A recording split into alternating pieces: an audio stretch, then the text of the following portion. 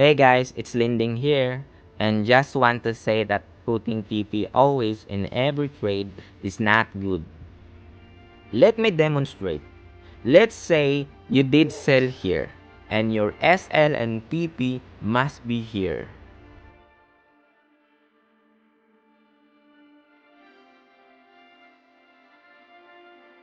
After your TP hits, you're probably going to sell again or buy, and repeat the process.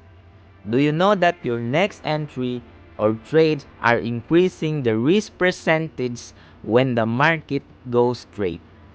Instead, move your SL to profit but not too close to where the market is, like 20 to 30 pips distance. Then, you are all good because you don't have to re-entry. Remember guys, we want the market to give us a profit limit, not us to decide what profit limit we want. Happy trading everyone!